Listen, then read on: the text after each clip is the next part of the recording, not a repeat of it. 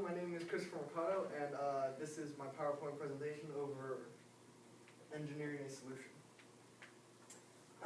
The solution engineering process. Through research, I have found two major phases, as you could call them, that everything is split into. One of the phases is called the investigation phase, and the other is called the intervention phase. The investigation phase. The investigation phase has 6 different elements that you need. Number 1, specify the desired results. Number 2, identify the relevant structure.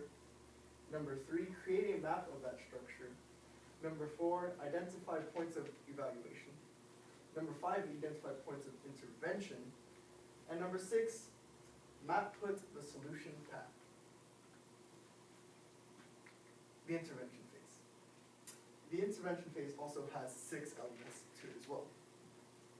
Specify the required changes, identify methods and resources, obtain and allocate resources.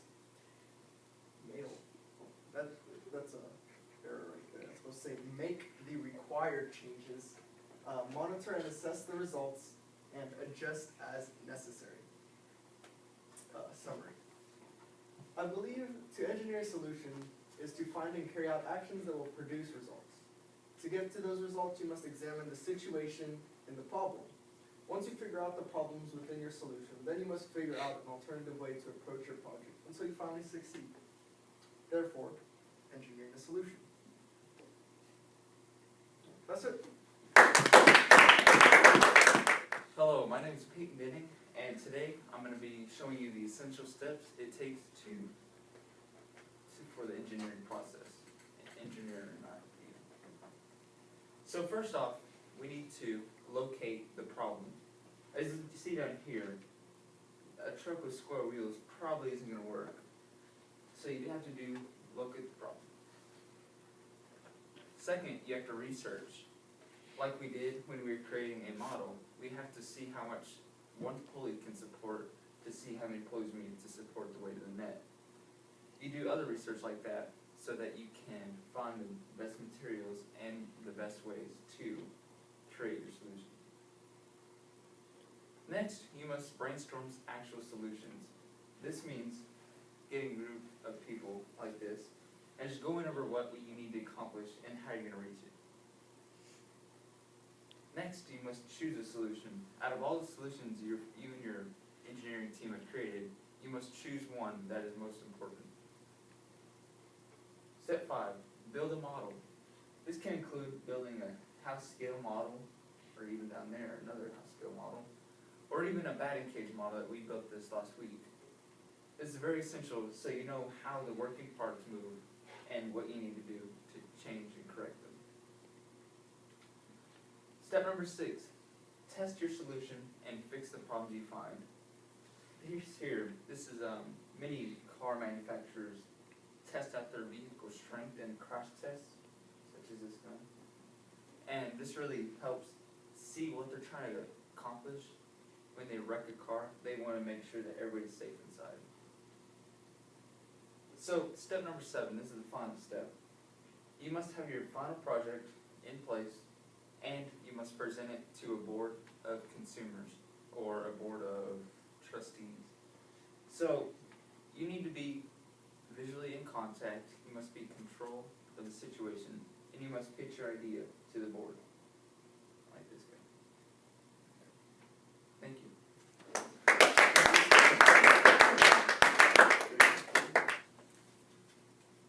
My name is Osmani Perez, and in life, we come across many problems.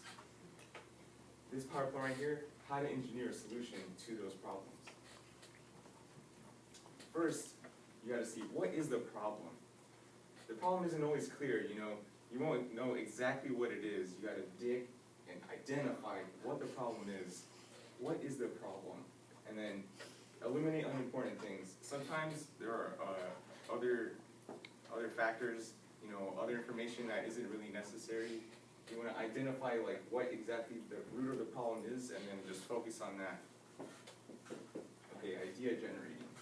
This is when you want to brainstorm, come up with all the ideas, possible solutions, just anything that you can come up with, it's okay, just write it down, just get as many ideas as you can. And that's the wrong way. Then you want to narrow down your solutions. You know, evaluate each and every idea that you wrote down, all of them, and then, you know, write down what's good about this idea, what's bad about this idea for every one. And then limitations, you know, what can you do, what's within your reach, like what can and can't be done about that idea. And then you want to, you know, narrow it down to just a group, a small, you know, handful of ideas, and then go from there. And then out of that group of ideas, you want to choose the best one. Which one is the most efficient? Can you combine maybe two good ideas into one? You know, maybe the one idea has good aspects, and then this other idea also has good aspects, and then can you combine it into one? And also you want to research for that solution, you know, materials, cost, everything like that. And then that's when you apply that solution and solve the problem. And that's it.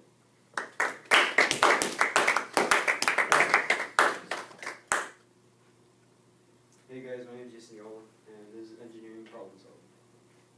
So, first step, you want to define the problem.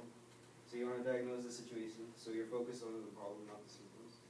And you try to use like flow charts and graphs to see what ideas best come to you. Then you want to generate alternative solutions. So instead of getting one alternative solution, try to make many so you can see which one's the best. Then you want to evaluate and select an alternative. So in this process, you're going to look at all the solutions you came up with, and you're going to try to find the best one and the one that makes your problem work. Then you want to implement and follow up on the solution. So you're going to make your product, and you're going to see how if it solved your solution, it solved your problem, and you're going to present it to your group. And if it's not what it came out to be, then you're going to do the cycle all over again.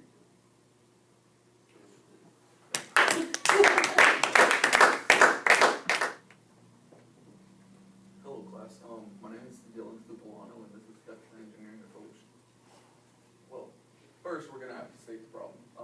Look at it carefully and I come up with new ways to like, I guess identify it and just look at all aspects and eliminate bias, which is like things that are not backed up. Like we have to back up all aspects of the problem so that we clearly understand it. Then we're gonna identify restrictions and set specifications. So like come up with roadblocks that you have in solutions and set guidelines for the solutions so that you know what you're looking for. Identify multiple solutions. Instead of coming up with one solution as a team, like as individuals, come up with multiple solutions so that you all have ideas for each other, and then narrow the solutions down to the most efficient one. Repeat the cycle until you come up with the ultimate solution by like adding specifications and just different ideas, like combine the ideas to come up with the ultimate solution for the problem to properly solve the problem. That's it.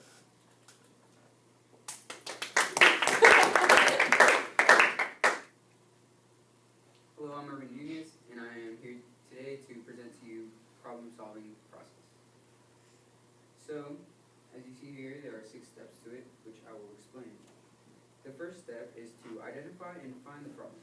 For example, you want to build a batting cage, and it is in a certain area that you have to build it. You have limited space, and you have a limited budget. So you would identify your problem. The second step would be to analyze the problem. You would begin to analyze the problem beginning by recording measurements for your cage and your work area, then finding the exact value of your budget and finding out price needed for supplies, and also taking into account any restrictions that you might need to take into account. The third one is identify possible solutions. So sometimes you might not just have one solution. There might be several solutions, and you might be able to combine all these solutions to make your project better. So the fourth one is select and plan the solution. By doing this, after you select your plan and your solution, you start creating a blueprint to help you with the building of your batting cage. Fifth one is you implement the solution. When you have your plans together and you have the supplies gathered, you start putting things together. In this case, you would start building a batting cage. And then the last one is you evaluate the solution. When you have your final products and solutions, you analyze and evaluate everything. And then if there's something wrong, you might have to restart the problem solving process. But if there's nothing wrong, then you have your final product and everybody's happy. Thank you. Hi, my name is Madison Whiteside, and this is how to engineer a solution in 5 simple steps. So, step 1, identify the problem. Without identifying the problem, there would be nothing to solve. Honestly, you gotta find a problem and kind of engineer a solution for it. So, identify a specific problem at first, and so brainstorm as many solutions as possible. You want more than one solution because one may fail and you can restart the process and try to engineer it with another solution that you came up with. So explore your ideas. Weigh in each pro and con, determine what brainstorming solution is best for your situation. So there could be some solutions that are best for your specific situation, and there's some solutions that are better for that one. And take action, test your solution. Trial and error is always an option. If your solution does not work, you have backups, so you can use those alternatives. Review and refine. If your solution didn't work, you can always start this process over. Allow others to give you pointers on your solution. Just because 2 sets of eyes is better than 1. Yeah, that's it.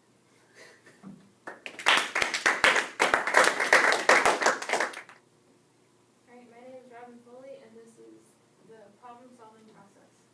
Step 1, define the problem or goal. What's the problem? Review and document how the process currently works, and evaluate what it should be. Step 2 is generate alternative solutions. So, what are we going to do about it? How are you going to solve it? And create a standard. So having a standard to compare the characteristics of the final solution, and consider multiple alternatives. Have different ideas. And so on. Step 3, evaluate and select an alternative.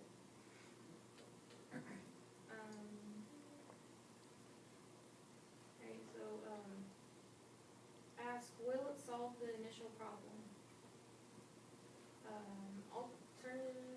Will the alternatives solve the problem without causing another unanticipated problem?